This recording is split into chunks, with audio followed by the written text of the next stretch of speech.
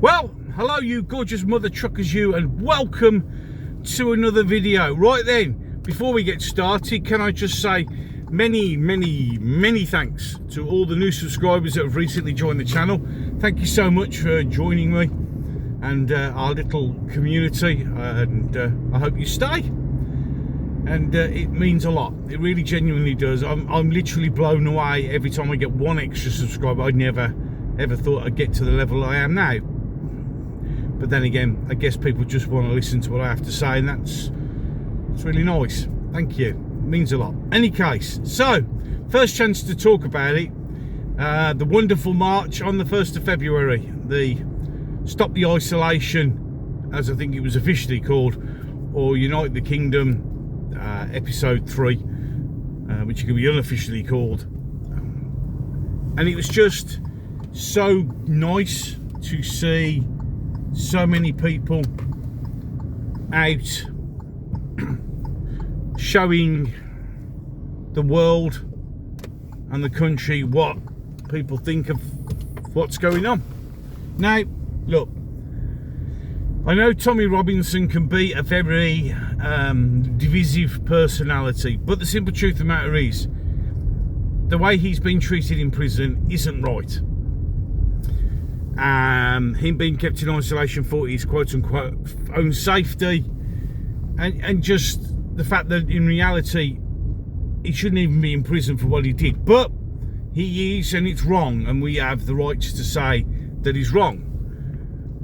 And that also goes for all those people who were wrongfully imprisoned during the Southport things for what they posted on the internet. Again, just a total and utter miscarriage and misuse, moreover, of our justice system. One that Keir Starmer weaponised for his own needs and his own gains. It's just, well, frightening enough to say these words. Nothing surprises me anymore with the way that this government, no, it's not even government, the way this dictatorship is suppressing everyone. To, from that to the wrongful imprisonment of Tommy Robinson, to the cancelling of many local elections because we don't want the truth getting out that we're unpopular. I mean, to be fair, the line that Reform uses is very, very true. It is only dictators that cancel elections. And although, okay, some people go, oh, it's only the locals. Yeah, but the thing is, the local elections have always been seen as a indicator, a barometer, to say, about the performance of the governments after a short amount of time. It's the only logical thing to do. But they're cancelling them because they're reorganising boundaries and making, basically, as I've mentioned before in other videos, they're taking us back to 10th century serfdoms, where we're going to have big, huge conglomerate areas ruled by one ruler. So instead of having one Sadiq Khan, we're going to have hundreds of them. And of course, this is all about centralising power bases and removing people's ability to vote for anything. Because if you get to your local election, although it doesn't seem much, it is, because you're voting for somebody to represent you in your local area, where I live around here. I have a councillor who I didn't really vote for, but we have a councillor, and that person is, represents us in this little area. And they want to get rid of that now, and they want these massive conglomerates where small areas, well, especially out in the, out in the sticks, in the countryside, where, villages would have had representation, now just don't. They'll just be whipped away and got rid of because that's what they want. But we live in such a horrendous situation. It's, well, and then to have your mainstream media not even touch it, which again, we can't, you can't get, again, you shouldn't have to accept and expect those sort of things, but it's what they do. They have no interest in anything that doesn't suit their narrative, which is a horrible thing, but also, again, to be expected. But you'd expect, well, no, some people would expect, if you're a long time follower of my channel, you'll know that all I see and always I've ever seen GB News as is controlled opposition. It's a media channel to give you the illusion that there's a media channel that represents us, where in reality, of course, it's just mainstream media.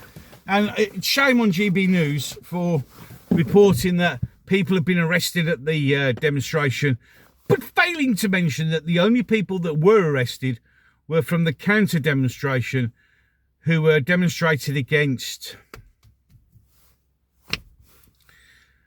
because they said, oh, you know, what, I mean, what are you counter demonstrating against? Elon Musk and Donald Trump are not in this country. Tommy Robinson is in prison, falsely and wrongly.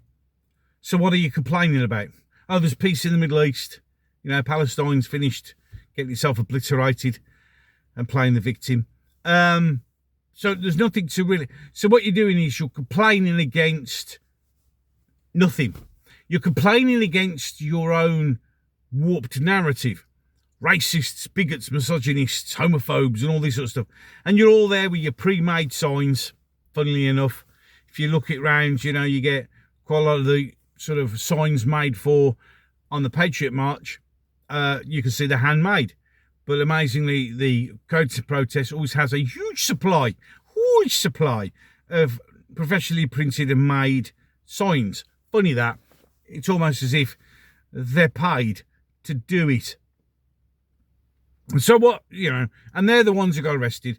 They're the ones that also were kicking off and tried to push through the police barrier, which of course the police weren't wearing any riot gear, unlike they would the other way around. But that's, we'll just let that go, because as far as I can ascertain, the police were okay and everything went great. And looking at the pictures, watching, I mean, I watched Paz's stream when he was out there. Andy the Gabby Cabby, the two I dipped in, although Andy had problems. And of course there was an internet issue, which is not surprising. It doesn't surprise me that things get suppressed. It is what it is. But in all, you watch the streams, you look at the reports, the fact that after the march, the streets were completely cleaned. I mean, what other demonstration or protest goes, does its stuff, and actually cleans up after itself and leaves it probably in a better condition than it was when the march started? Because it is about a bunch of people who are proud of their country. So they want to keep it clean. And it also just really looks good. It shows that, you know, we got a good bunch of people who are demonstrating but caring. I think it looked like it was just an absolutely fantastic day. Unfortunately, it's very, very hard for me to be able to get down to London. I know I've got a car and that, but, you know, I've got family, and a lot of the time the wife, Mrs. G's, at work. So it's a little bit, logistically, it's very difficult. Although I will get to one. I promise that I'll get to one. So, another one done, another success. It's still interesting how people snipe about things. I mean, someone was moaning about, was it Kurtman of the Heritage, is it the Heritage Party? Was moaning that there was far too many Israeli flags there. You have to be careful because, yeah, look, people went, there was loads of flags there. And what you're saying is people can't hold an Israeli flag because, yeah, any case. So it went well. And you can't complain about that. And I'm really, really pleased and over the moon for the organisers that everything went absolutely perfect. And I'm still sort of slowly but steadily watching through some of the speeches that were made. I haven't watched all of them. But it's very, very interesting to hear people's opinions. And that's it, really. thank you so much for watching. Thank you so much for subscribing. I hope you stay with me and I hope you enjoy the content. Now, if you're one of the many people who still watch my videos and aren't subscribed, why not? Just hit the subscribe button. It doesn't cost you a penny and it helps the channel. That, as well as, oh, it's too early in the morning, my brain's not awake, as well as liking, sharing, and using the usual comment section down below to let me know how you think. And we've got a really nice community of people, and we do get some varied viewpoints, and that's what I want. I want a community. I want it like, so we don't have to agree with anyone. Remember, everything that I say on my videos and on my channel is what I think. It's my personal opinion. It's not me telling you what to do. It really, really isn't. You can disagree with me. That's absolutely fine. I don't expect everybody to agree with me. If everybody agreed with everybody else, it'd be a boring place. It really would. But that's what the comment section's down there. And as long as you're not stupid in it, there you go. Now, some comments you send, that's not me, that's YouTube. I got no control over that, unfortunately. It just is what it is. But other than that, it's there. You don't have to agree. You can have a conversation.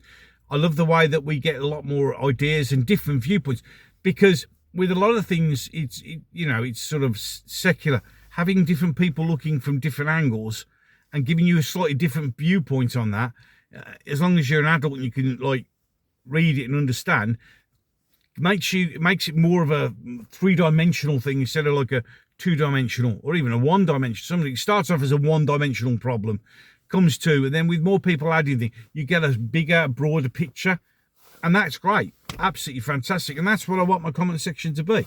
I want it to be something where people can let us know what you think. Any case, 2 videos popping up. One will be the last one I uploaded, and one will be the one that goes to YouTube, where their mighty, mighty powerful algorithm will pick for you. I mean, it says best for viewer, so it's selecting it just for you. So why deny the algorithm? You know what else to do. I've covered all the like, share, subscribe, the usual stuff that comes at the end of the video. Any case, enough of that. I'm done. So, until the next one.